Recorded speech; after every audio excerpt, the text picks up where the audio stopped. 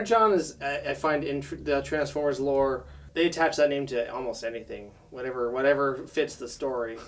So crystals, Energon. Yeah. A water hole, Energon.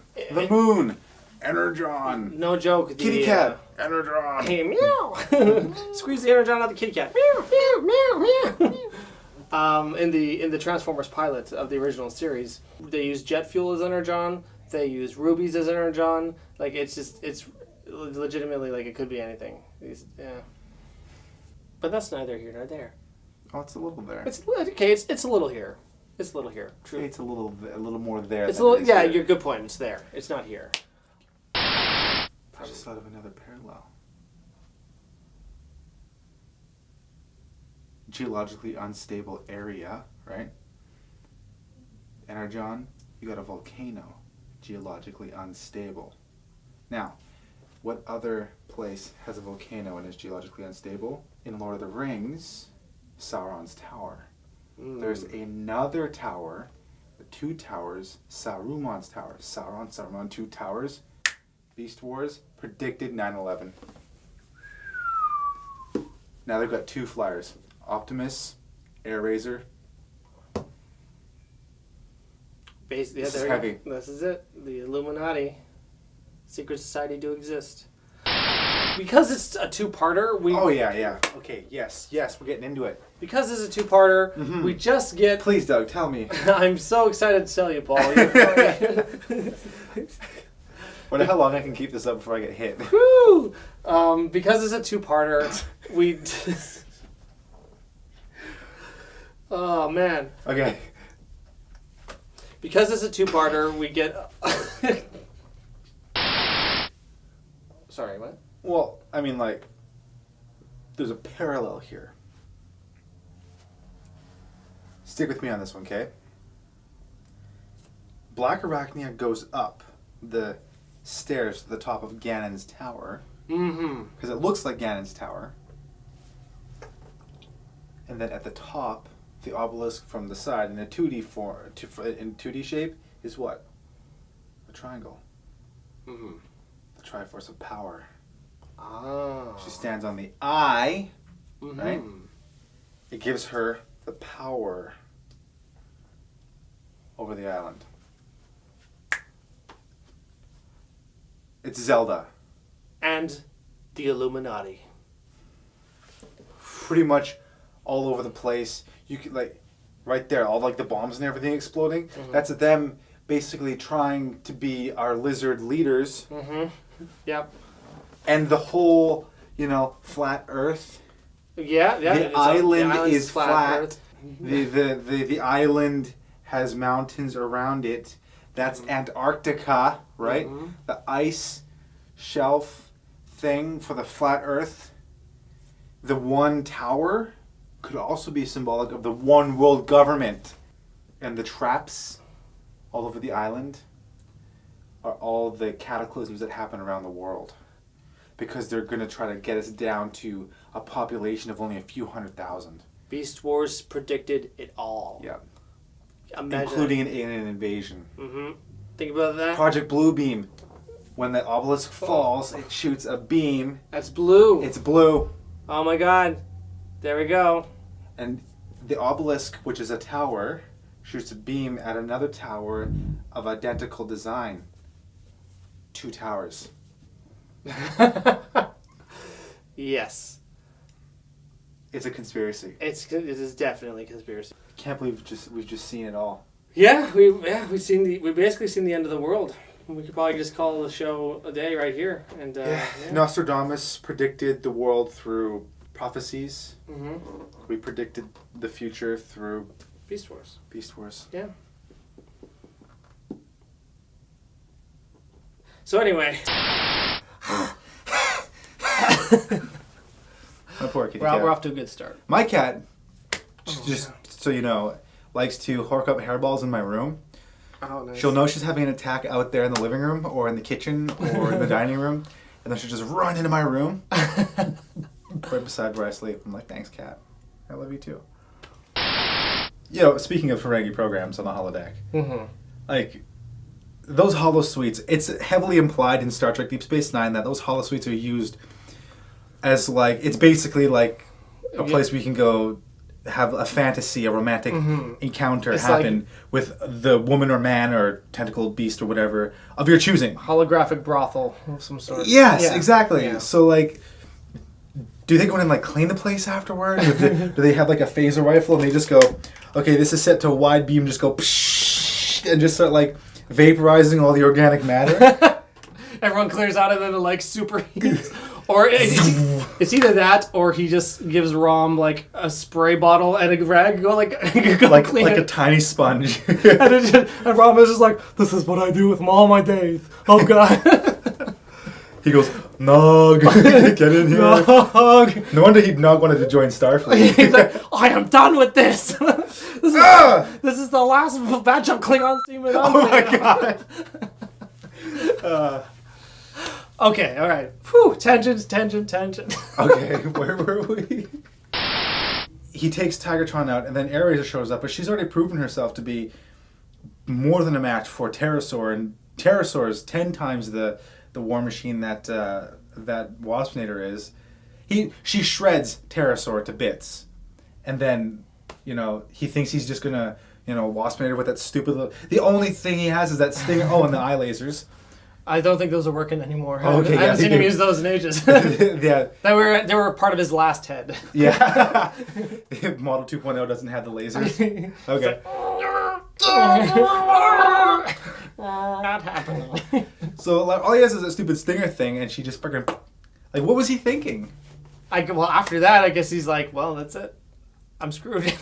I should have just stayed in my tree. He should have stayed in the tree. It looked really comfortable. Yeah, no. He's just like sitting there. He's like, oh. He's having a nice day. Because we have.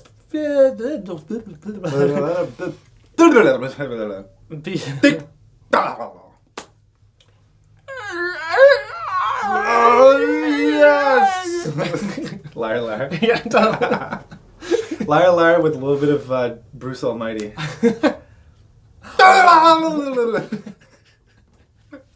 Excellent. I'm glad we got each other. So, in A Better Mousetrap, you get a good taste of Waspinator really thinking he's like all that in a bag of potato chips, you know what I'm saying? He's the bee's knees. He's the bee's knees. Oh, hey-oh. Because I got opinions, yo. He's got many opinion. Mega opinions. This is opinion, this is opinion, all the opinions. Yeah. So Airazor manages to get the device. She's going to go head back to the map. I'm done. Let the beast war happen without, not within. So then the Maximals, they're like... It's the healthy thing, right? Oh, yeah. It's way more healthy to have a beast war on the outside. Mm-hmm. I mean, I remember my first beast war. Oh, yeah. I was on the inside. Yeah, I didn't even know what was going on. I had to get that blockage all cleared up. And it was tough. It's called high school. Yeah, oh, yeah. So when puberty starts to kick in, Mm-hmm. Yeah, and then you start to notice girls, and you're like, oh, I'm a beast warring right now. I'm beast warring. Oh, wait. The most exciting Wednesday you'll ever Wednesday.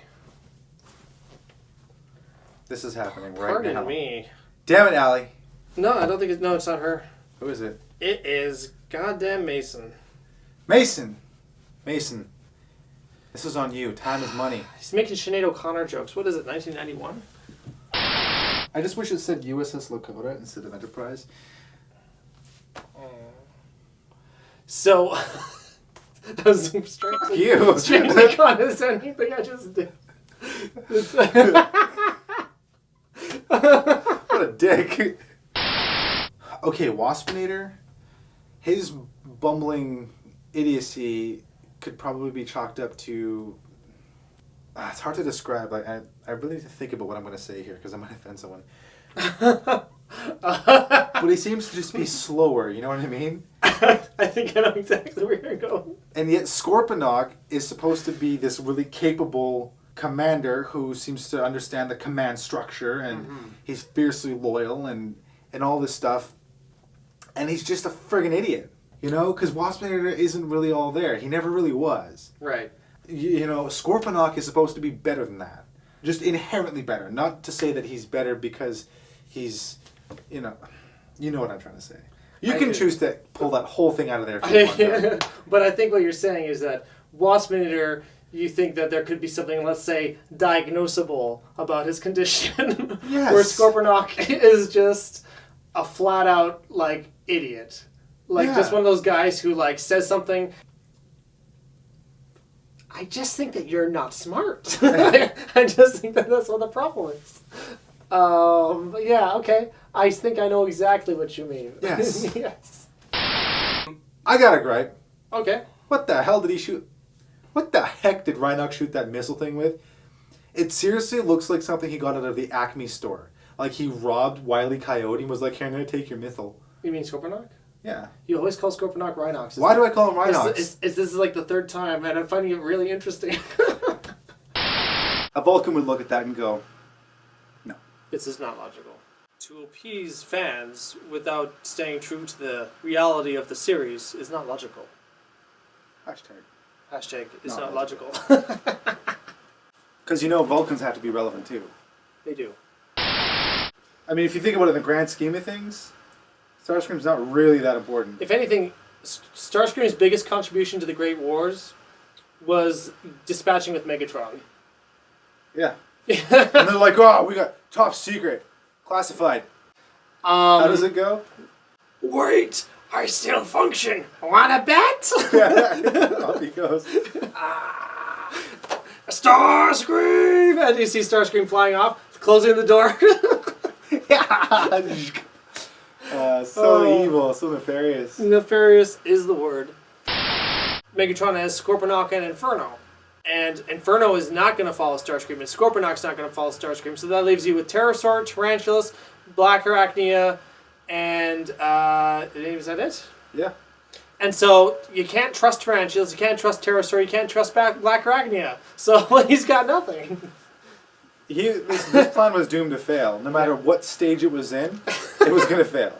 So, yeah. But I guess, he hasn't been with the team very long. He doesn't understand their dynamics. Ugh. Anyway. He saw an opportunity for power and he just went for it. So, yeah. Very true to Starscream. Megatron never asks, like, "Hey, what about Waspinator?" He's just like, whatever. Like, it's not like this is a big loss. I'm not out anything by losing Waspinator. Alright, Starscream, let's see what you got. Yeah. So when Rhinox let off that, like, mega huge gamma ray burst out of his butthole, was that mushroom cloud actually there? I have to ask because, I mean... This is true. It's that almost would have like... been that would have been at least... Sorry, that would have been like at least a gigaton worth of explosive right there. I mean, how much energy would he have released in order for a mushroom cloud to go that high into the upper atmosphere? Yeah, that's the thing, is that they compromise the believability of the episode because, yeah, and it's a tough call because, like, that's a funny shot. That's hilarious. But... And the way, like, the planet shakes. The series, for the most part, up until this moment, has been very, like, what happens on screen is what happens. And yeah, these are the physics and these are the rules. Yeah, and it's not playing within the rules. Kind of like moments like when Dinobot goes squish in Dark Voyage, and then he's all flat. And I'm just like, see, they're breaking the rules. They're breaking the rules. This one, I feel like I have more forgiveness for it because it's really funny. Mm-hmm. Way funnier than it ought to be. Like, generally speaking, I don't like fart jokes. I think they're just very juvenile. But sometimes they work. I have a comment, not really a gripe or anything like that, but just something that I noticed, or something that I'm going to pose to the audience or to you, Decepticon Doug. But do you think when Megatron blasted Tarantulas, like he's been waiting for a moment where he would get the chance to do it? Because he's not going to just shoot his troops. Like, in a situation like that, he needs to make a call. As a good leader, and as a Predacon leader, he needs to make a choice in that moment to make himself appear weak and bendable by someone taking a hostage, right? Or to shoot him to show how far he's willing to go for victory. That wouldn't cause the rest of the team to distrust him. But if he just up and blasted Tarantulas, the rest of the team would distrust him. It might cause, even more. What's the word I'm looking for? Or dissension? Yeah, even more dissension in their ranks, and it might ultimately lead to his downfall. I mean, we know that Megatron's a heavy hitter, and he can take on anybody in a one-on-one fight. But I don't disagree with what you're saying entirely, but I almost feel like you're putting in more thought into it than Megatron did. I almost feel like he's just like, look, man, I legit don't care about tarantulas. when the signal went up, Dinobot was looking at the signal, and then they were able to mobilize and get in formation. There you go. It's all about how shiny things are. So the real MVP of this episode is Waspinator. He was, yeah, exactly. He wanted a signal. He got it, and it wound up working to their benefit. And he got hit by that cluster bomb. And just walked away. He freaking brushed it off. He was like, let's go after Dinobot. Yes. However, it was poorly handled, I think. Poorly executed. Well, we'll get into that. But I think that... Yes, we will. Get into it. Oh, fuck. Was that real? Did you actually just topple over? I had my feet locked together. Dude. Had to hear you go back for seconds. I don't want to. I'm trying to lean forward, but then the chair wants to just go. So we're going to give Before the Storm 5 holographic Megatron heads. Wait a minute, 4. I meant... Sorry. Do you feel it deserves 5? No, I just said it by accident. So... Oh. I think I'm more tired than I think I am.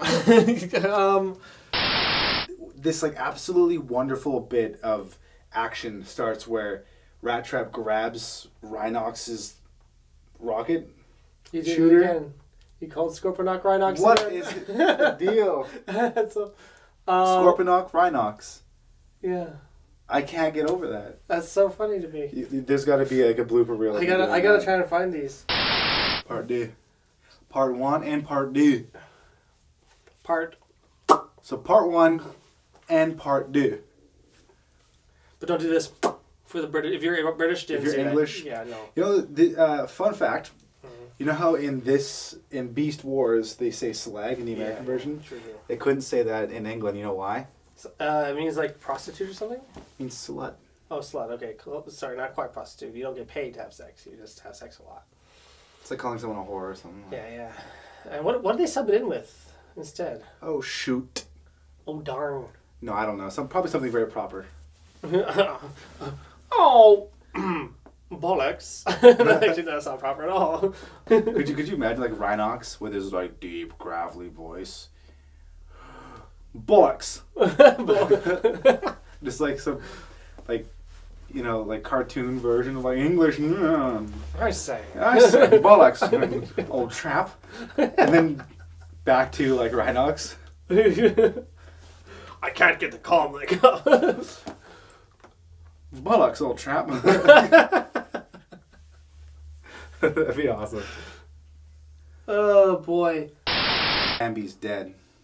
If not, at least Bambi's mom. They should have stayed away from the meadow. You're not supposed to shoot the doe, though. No, you're supposed to go with bucks. But 4 points. 4 pointers. 1, 2, 3, 4. If they don't have 4 points, don't shoot. Too young? Okay.